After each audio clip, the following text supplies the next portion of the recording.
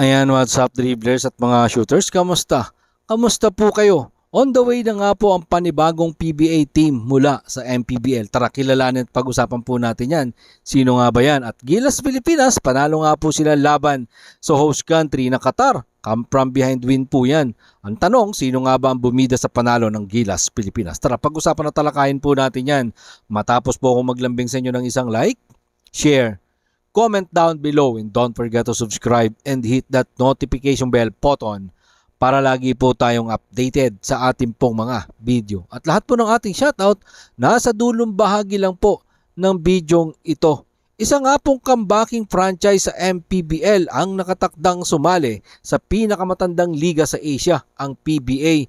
Nagsumiti na nga po ang Star Horse Shipping Lines ng letter of intent para maging bahagi ng pinakamatagal na liga sa Asia, ang PBA. Ayon nga po yan sa isang mapagkakatiwalaang source ng Spin.ph, at yan nga din po ang isinulat ni Jerry Ramos sa kanya pong column sa Spin.ph. Ang basilan ni Star Horse ay nakatakda nga po makipag-compete sa 7th season ng MPBL at nagbigay na nga po sila ng formal na sulat na ipinadala sa liga. 2 araw na po ang nakakaraan at permado nga po yan ng may-ari ng koponan na si Marian Hernandez Reyes. Sa ngayon, hindi pa nga po malinaw kung Star Horse ay gusto nga bang maging expansion team franchise para mapalawak ang PBA o may gustong bilhin na prangkisa kung may binibenta. Nabanggit na nga po ito dati ni Commissioner Willie Marcial na kasalukuyan ay kasama pa ng Gilas Pilipinas dyan po sa Doha, Qatar, patungkol sa 2 o 3 kumpanya na gusto at seryoso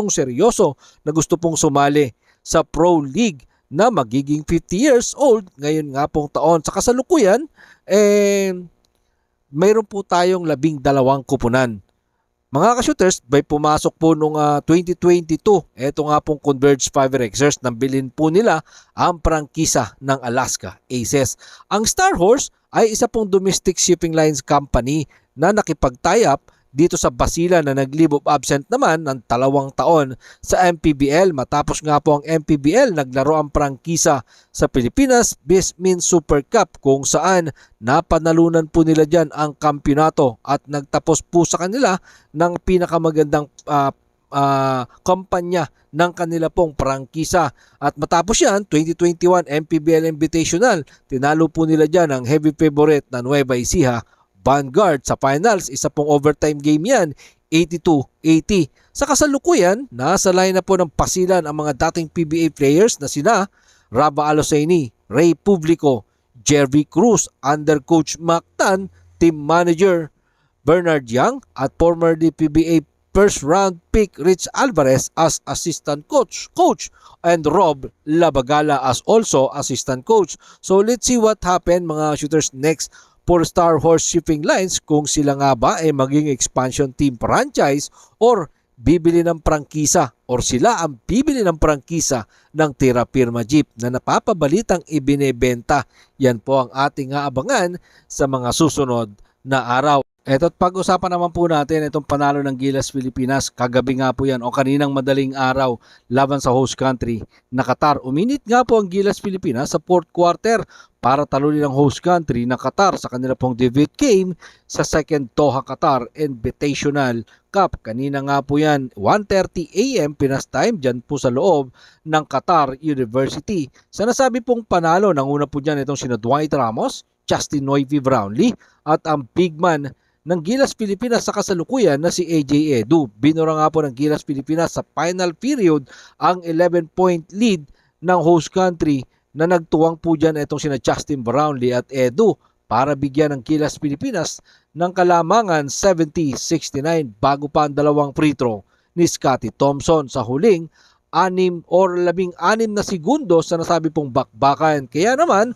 sobrang saya ng mga Filipino fans na naandyan sa loob ng University of Qatar. Sa nasabing laban, nagambag po si Dwight Ramos ng kanya pong 3 of 5 mula sa 3-point shot at nagtapos tangan ang kanyang 15 puntos. Katuwang niya po dyan etong 8 times PBA MVP na si Junmar Pajardo. At eto, meron din pong 10 puntos si Justin Brownlee at Scotty Thompson.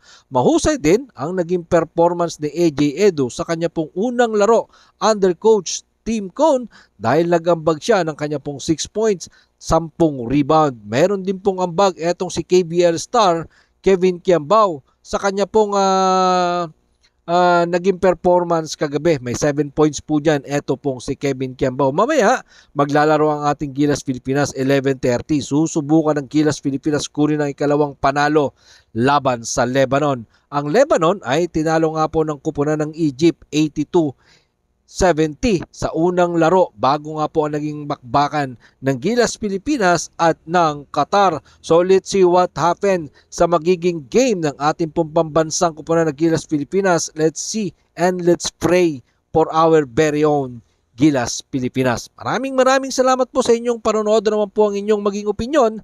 Diyan po natin yan pag-usapan sa comment section. Ingat and God bless everyone. Adjourn, pero katulad po ng ating nakagawian, bago natin tapusin ang ating video, shoutout po kina